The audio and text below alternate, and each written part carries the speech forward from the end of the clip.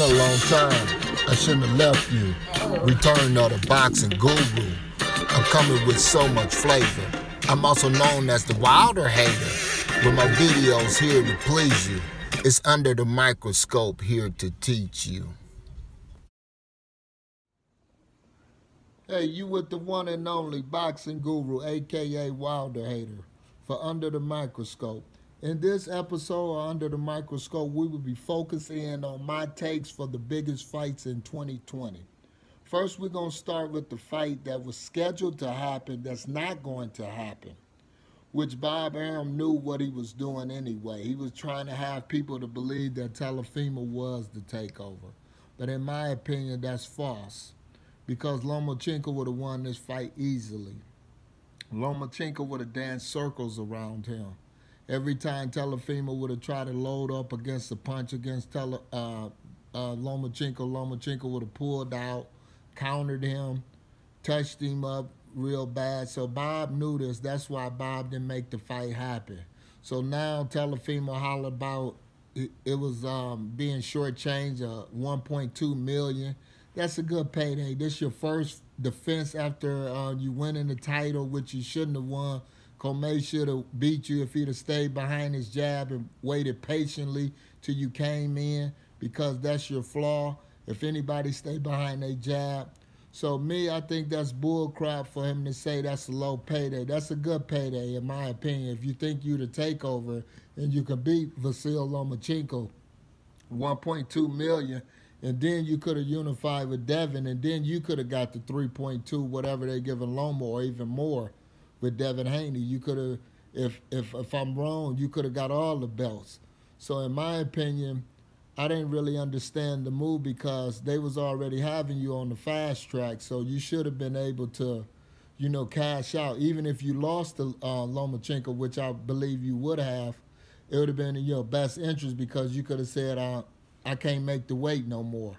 You would have got the 1.2 mil, moved up to 140, and then you would have been in line to fight Ramirez or Hooker, whose fights under y'all brand at Top Rank. So I really didn't understand that move, because you was in the power position, if I was wrong about my predictions, to really be the man that you are, that you saying that you are, the takeover and all that, because you only had two obstacles to really be a mega star. And now you rather take the back route to fight bum fighters and think the fans really gonna believe that. So no, I was looking forward to this fight to show everybody that I was right, that Vasyl Lomachenko was gonna win this fight easily, like he did against Gary Russell. My second take is Jermell Charlo against Sergey Derevyanchenko. Hopefully I'm pronouncing his name right. I think this is an easy fight for Jamal. Not Jamil, I meant Jamal.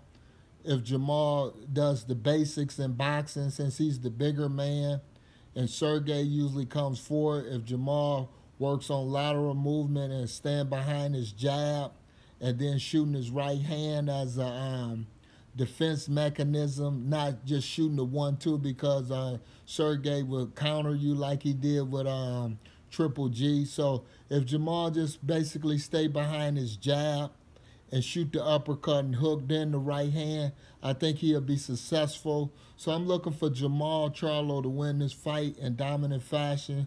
Maybe a TKO by stopping him, cutting him over the eyes, because he took a beating against Triple G. But I think Jamal is younger, stronger, and bigger. So I'm going with Jermell Charlo by total domination against Sergey. Sergey going to come hard, but it's going to be like the bull and matador. He's going to just keep bumping his head into his jab and his right hand. Against Jermell Charlo, he's fighting Jason Rosario. This is a good fight for Jermell Charlo. This fight should bring Jermell out if Derek James does his job. This fight going to bring Jermell out to superstar stardom, because he'll be the unified, undisputed champ at 154 pounds, which I predicted back a couple years ago when I first got on YouTube. But that minor setback with Tony Harrison was bullcrap. He won that fight easily. But this was a blessing in disguise. So this all Jermell Charlo have to do is really work on his foot movement, use his cat-like reflexes, move around the ring. Watch some of the Sugar Ray Leonards against like Tommy Hearns, against Hagler. If he watched those, that would be very beneficial to him because you got to use that against Jason Rosario because Jason is a come forward lone type of fighter. So you want to give him angles that make like he's right there for a punch, and then you slide off on him. And then, but with Jamel, he needs to work on because his last fight against Tony Harrison, he stayed in the pocket too much. He didn't use his foot movement like he was supposed to. If he was using his foot movement, he'd have made it easy. But I want Jamel to definitely watch Sugar Ray Leonard, how he dissected guys with good jabs and 1-2s that was bigger than him. So if Jamel does that, he will win in dominant fashion because he can turn Rosario and clip him with some of his power shots before Rosario get a chance to react. That's what J-Rock was supposed to do, but J-Rock did it for a glimpse, and then he just started sitting flat-footed. I didn't really understand that with J-Rock. But I know Jamel Charlo going to get the job done, so that's my third pick. My first pick was Vasyl Lomachenko if they would have fought against Telefimo, Jamal against Sergey, and then I got Jamel beating Jason Rosario. Now we're gonna go to a third easy pick. I'm going with my boy Sean Porter against. I shouldn't even. No, I'm gonna wave this off because I don't even know the guy, but I know Sean Porter gonna win that easily because Sean Porter gonna overwhelm this guy. Sean Porter ain't gonna let him set up with anything. We're gonna bulldog him, and then our boxing work on things that we need to do so we can get a rematch with some of the top fighters. So and then my another third pick was Tank Davis against Leo Santa Cruz. That's gonna be an excellent fight because Tank has to lose weight. Tank has to show the discipline to be the champ that Mayweather and everybody think he can become. So I like this fight. I think it's gonna go to distance. I don't think Tank gonna knock Leo out because with Tank have to lose weight, and plus Leo usually kind of keep distance. Leo knows basic fundamentals. He kind of sound far as that, and then plus Tank, in my opinion, since he's so short, he got to press the action. So when you have a fighter that's short like Tank that press the action, you have to stay behind your jab. You got to keep distance, and you got to give angles so you can create longer distance. So that'll give you enough time to react to Tank's explosive quickness. So I think Leo gonna be on that because he did a good job against Abner Morris. Abner's kind of short. He's not quick and explosive as Tank, but he was that. And Carl Frampton, they was kind of awkward and short for him. So he did pretty good on his second fights with them because he revamped his style. He knew about distance. His father and them got him close on distance and maintaining angles. So I'm looking for him to perfect that pretty good against Tank, so he won't get knocked out. But I have Tank winning the fight by a slight notch. Maybe a majority, a unanimous decision goes to Tank. So that's my fourth pick. And then another fight that they said that's coming up. I'm trying to remember the fall schedule. Oh, Earl Spence against Danny Garcia. I think that's going to be an excellent fight. I think it's going to be better than a lot of people anticipate. A lot of people not giving Danny Garcia credit that he deserves. Danny is an excellent fighter, especially against certain styles. And I think Earl Spence has a style that Danny can maintain and stuff, not maintain and hold his own against, different than that he did against Sean Porter, because Earl Spence is a bigger target, so that gives Danny enough time to loop his shots and bring him up under. So when Earl try to bull forward, that'll give Danny enough time to, hold his own against Earl. Plus, Danny is strong. Danny never been knocked down or really hurt that bad where, people thought he was going to go down or get knocked out. So I'm looking for Danny to put up a good fight, where he can continue his career at a high level and get a good payday against Earl Spence.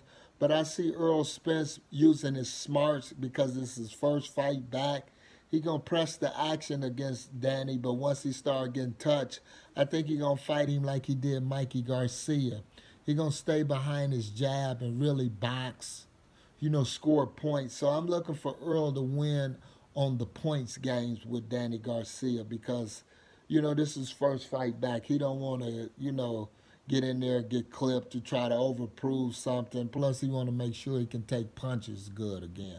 So I'm looking for Earl to win that by a small decision and stuff like that. So I'm looking for that. But my next pick or my take on the fight is Wilder against Fury. That's an excellent one. That's deserved one by itself. Oh, before I get to that, I got to do one about my boy, Roy Jones against Iron Mike Tyson. Oh, that's an excellent fight. I think that's the fight of the year. I think so because of both of their styles. Both of them match up good, even at 54 and 51. Their skills is better than a lot of these guys. Their IQ is better than a lot of these guys.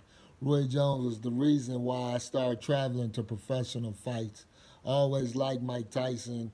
Take my hat off to him and Roy. Those one of my first 1 and 2 fighters. Roy Jones is my first fighter because I think skills overrides anything, power and this and that. Tyson always has skills too, but he has skills on the heavyweight level. Roy has skills on 4 different levels, 4 or 5 different levels, from junior middleweight to middleweight. And a lot of them boys fight on the skill level. They deal with power, but not as powerful as Tyson. So they got to better put punches together. They got to have agility. So in this fight, I'm looking for Roy to be very athletic against Tyson because he knows he wanted this for a long time to really show people and for him to be a 4 or 5 division champion. So he going to show you how great he is, and that's a bigger accolade than what Tyson did against, heavyweights, in my opinion, because Roy showed you he has skill on different levels of the game.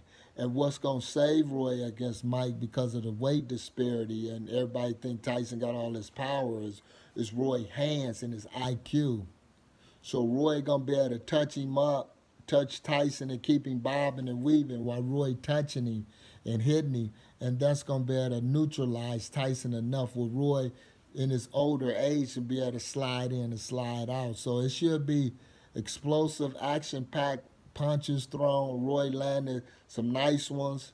But I have to go with Tyson in this one. But Roy going to show you that he could win. They might, be like a draw because this is an exhibition. And plus, Tyson is backing this, and Roy knows this. This is a payday, but Roy going to show you that he's a world-class and always is the best pound-for-pound fighter there was. So you're going to definitely get a chance to see that September 12th. But I back Tyson to win it because they the one that put it together. But Roy going to show you, though. That's my pick. But on that Wilder Fury, I'm going to do a video by that by myself because that takes more detail and stuff like that. But those are my picks of some of the major fights that's coming along in 2020 after the pandemic. You with the one and only boxing guru, a.k.a. Wilder Hater for Under the Microscope. Subscribe to me if you want more of the Boxing Guru Show.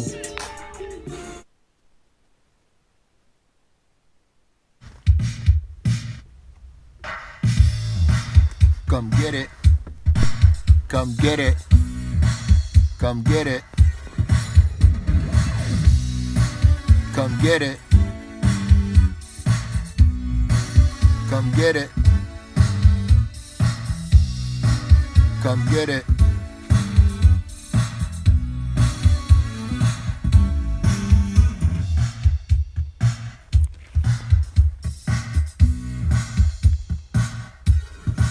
Come get it.